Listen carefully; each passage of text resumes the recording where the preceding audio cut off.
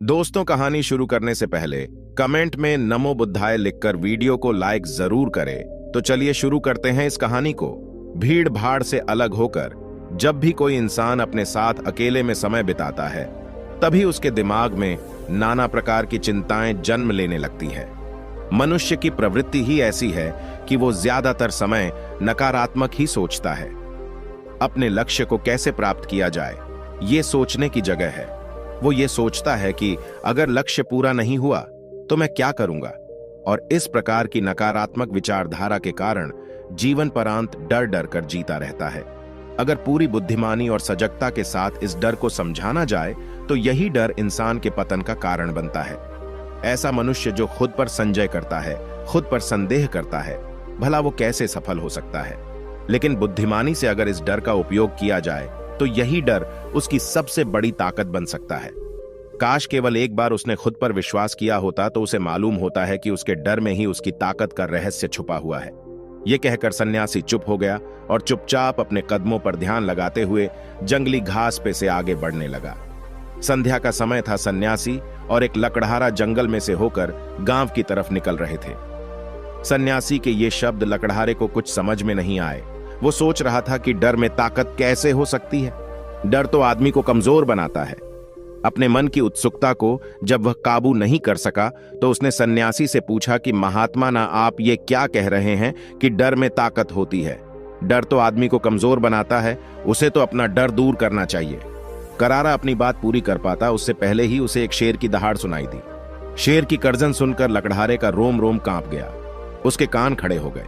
जंगल से आती एक एक आहट उसे साफ सुनाई दे रही थी। उसके कदम वहीं पर जम गए थे। वो भी नहीं पा रहा था। उसे पता था कि थोड़ी सी हरकत उसकी जान जोखिम में डाल सकती है। उसका दिल तो तेजी के साथ धड़क रहा था, लेकिन फिर भी वो अपनी सांसों पर काबू पाने का प्रयास कर रहा था। कुछ देर बाद जब खतरा टल गया तब सन्यासी ने कहना शुरू किया। सन्यासी ने कहा कि अभी जब तुम डरे हुए थे तो तुम्हारे शरीर का रोम रोम जाग गया था। जंगल से आ रही छोटी से छोटी आहट पर भी तुम्हारा ध्यान लगा हुआ था। तो इस प्रकार अपने मन के डर के कारण तुम होश में आ पाए, तुम पूरा ध्यान लगा पाए। इससे पहले जब तक तुम्हें शेर की दहाड़ सुनाई नहीं दी थी तब तक तुम अपने विचारों में खोए हुए थे। लेकिन जैसे ही तुम्हें शेर की दहाड़ सुनाई दी वैसे ही तुम्हारे सारे विचार गायब होकर हम वर्तमान में उपस्थित हो गए थे।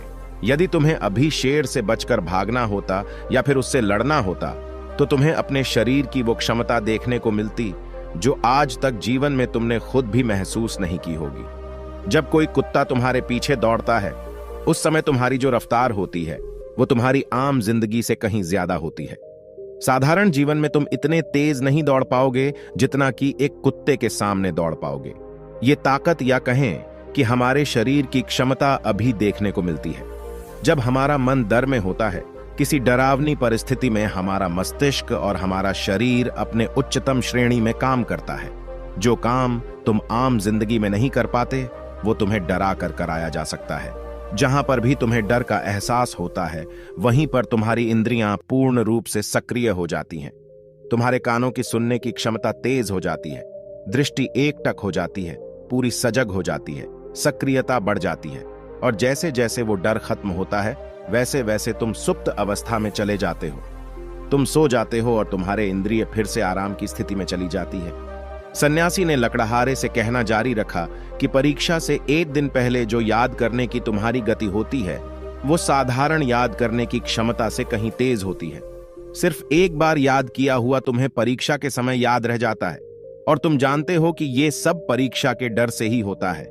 इसीलिए डर को दूर करने की जगह इंसान को यह सोचना चाहिए कि वो अपने डर को ताकत कैसे बना सकता है। जिस प्रकार सुख और दुख, प्रकाश और अंधेरा एक ही सिक्के के दो पहलू होते हैं, उसी प्रकार डर और ताकत भी एक ही सिक्के के दो पहलू होते हैं। जिस प्रकार रोशनी के बिना अंधेरा पूर्ण नहीं होता, सुख के बिना दुख पूर्ण नहीं होता, उसी प्रकार डर के बिना ताकत का भी कोई महत्व नहीं है। लकड़हारा सन्यासी के ज्ञान से बहुत प्रभावित हुआ। उनके चरणों में नतमस्तक हो गया और उनसे पूछा कि महात्मा, अंधेरे को तो दिया जलाकर रोशनी से भरा जा सकता है, लेकिन अपने डर को ताकत में कैसे बदले? इसके लिए कोई उपाय बताएं। इस पर सन्यासी ने कहा कि डर दो प्रकार के होते हैं। सबसे पहला मानसिक डर और दूसरा शारीरिक डर। सन्यासी ने लकड़हारे को समझाते हुए कहना शुरू किया कि मान लो तुम्हें जंगल से होकर गुजरना है और अचानक तुम पाते हो कि तुम्हारे मन में शेर का ख्याल आ गया। अभी तक प्रत्यक्ष रूप में शेर तुम्हारे सामने नहीं आया है ना, उसकी दाढ़ सुनाई दिए, मतलब दूर दूर तक कोई अंदेशा नहीं है कि जंगल में शेर मौजूद है, लेकिन शेर का ख्याल आने से तुम्हारे मन में एक डर पनप गया। अब तुम्हारा उठने वाला एक एक कदम उसी डर से अभिभूत होगा। हर समय तुम्हारे मन में यही ख्याल चलेगा कि कहीं शेर ना जाए। ये शेर वर्तमान में तुम्हारे सामने नहीं है, यह तुम्हारी बहु विषयक की कल्पना है। इसी प्रकार जो मनुष्य अतीत और भविष्य की चिंताओं में डूबा रहता है वो मानसिक डर का शिकार होता चला जाता है।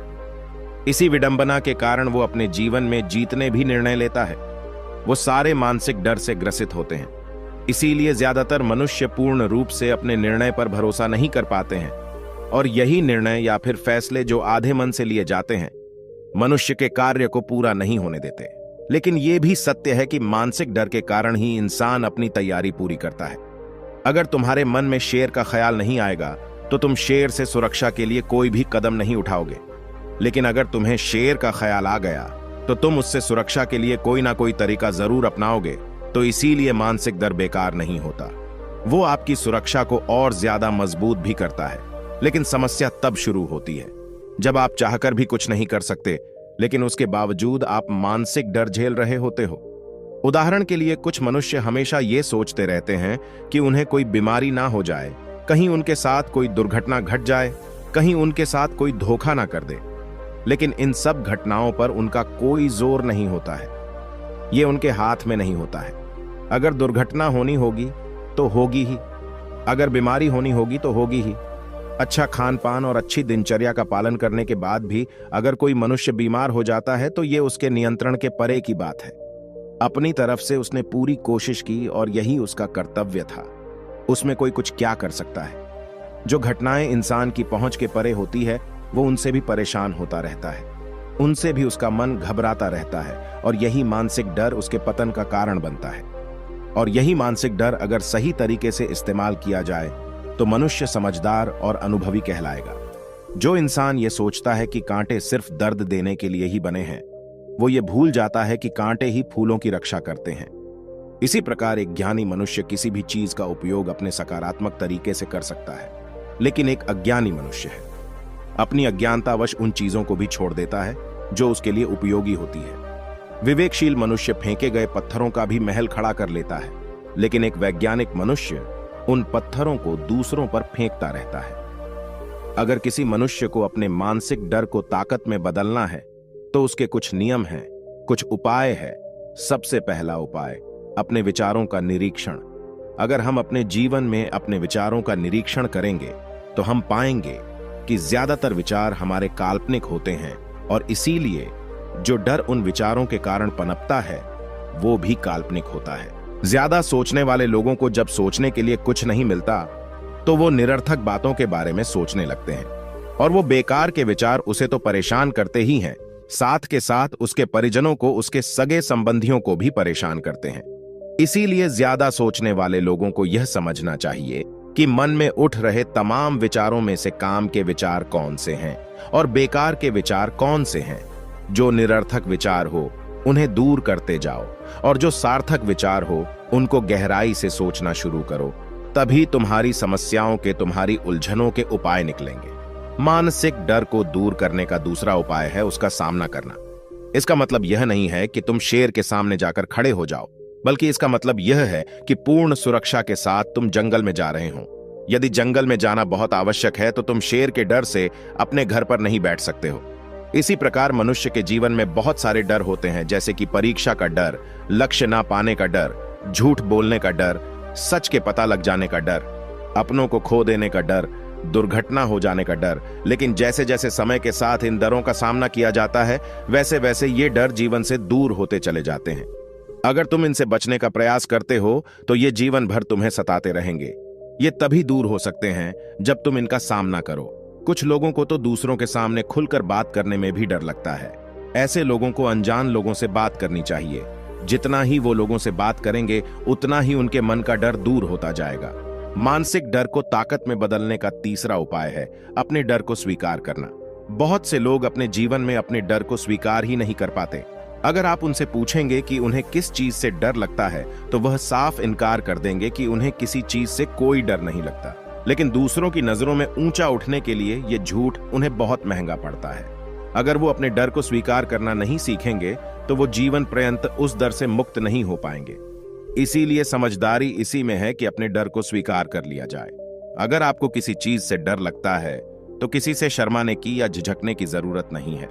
हर मनुष्य को, हर इंसान को किसी ना किसी चीज से डर लगता ही है और आप पाएंगे कि जैसे ही आप अपने डर को स्वीकार करते हैं वैसे ही आपका डर खत्म होना शुरू हो जाता है। और जितना ही आप अपने डर को छुपाने की कोशिश करेंगे आपका डर उतना ही मजबूत होता चला जाता है।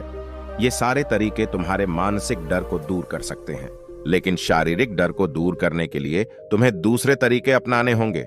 सबसे पहले यह समझो कि शारीरिक डर कौन सा होता है। मान लो तुम किसी जंगल से गुजर रहे हो और अचानक तुम्हारे सामने शेर आ जाता है। तुमने पहले नहीं सोचा था कि शेर तुम्हारे सामने आ सकता है, लेकिन जब वो तुम्हारे सामने आता है तो तुम्हारी सारी शारीरिक गतिविधि या शिथिल हो जाती है। तुम्हारी सांसें अटक जाती हैं, मस्तिष्क काम करना बंद कर देता है और तुम्हारा दिल तेजी के साथ धड़कने लगता है। तो इसीलिए जब बिन सोची बात हमारे साथ घटित होती है तो हमारा शरीर उस डर को महसूस कर पाता है और वही शारीरिक डर कहलाता है। ऐसे समय में शारीरिक डर को दूर करने के कुछ उपाय हैं, कुछ तरीके हैं। सबसे पहला उपाय तो यही है कि अपने ऊपर संयम रखें। जब किसी मनुष्य के साथ बिन सोची बात घटती है तो सबसे पहले उसका संयम टूट जाता है और संयम टूटने के साथ उसका मस्तिष्क काम करना बंद कर देता है और इसी वजह से सोचने और समझने की प्रक्रिया भी रुक जाती है, क्योंकि हमारा शरीर उसी प्रकार कार्य करेगा। इस प्रकार हमारा मस्तिष्क उसे निर्देश देगा। अगर मस्तिष्क की सोचने समझने की शक्ति खत्म हो गई तो हमारा शरीर भी शिथिल हो जाता है। तो इसीलिए अगर कठिन समय में मनुष्य अपने ऊपर संयम रखता है तो उसका मस्तिष्क सही तरीके से काम करता है और वो सही निर्णय लेकर उस परिस्थिति से तत्काल बाहर आ सकता है। यहाँ पर दूसरा उपाय समझने का यह है कि जीवन में कुछ भी घटित हो सकता है। जीवन बड़ा चमत्कारिक होता है, वो हमारी सोच के अनुरूप नहीं चलता, बल्कि उसमें कुछ भी हो सकता है और यही जीवन की खूबसूरती होती है। अगर आपको आज ही पता चल जाए कि आने वाले 10 साल तक अब क्या कर पाएंगे तो आपकी जीवन में से रुचि खत्म हो जाएगी। लेकिन अगर जीवन एक रहस्यमयी किताब की तरह बना रहेगा तो आप अपने जीवन से कभी नहीं थकेंगे। आपका जीवन आपको आश्चर्यचकित करता रहेगा। इसीलिए यह समझो कि जीवन में कुछ भी घटित हो सकता है, तुम्हारी सोच से परे भी घटित हो सकता है। इसीलिए कुछ अनुमान मत लगा लेना। किसी सोच को लेकर सन्यासी ने अपनी बात खत्म करते हुए कहा कि इन तरीकों से तुम अपने मानसिक और शारीरिक डर को दूर कर सकते हो और आनंद से भरा हुआ जीवन जी सकते हो। तो दोस्तों, कैसी लगी ये कहानी आपको कमेंट सेक्शन में जरूर बताना, और अच्छी लगी हो तो इस चैनल को सब्सक्राइब करके नोटिफिकेशन बेल को जरूर प्रेस कर देना। तो मिलते हैं अगली कहानी में, तब तक के लिए अपना ख्याल रखें।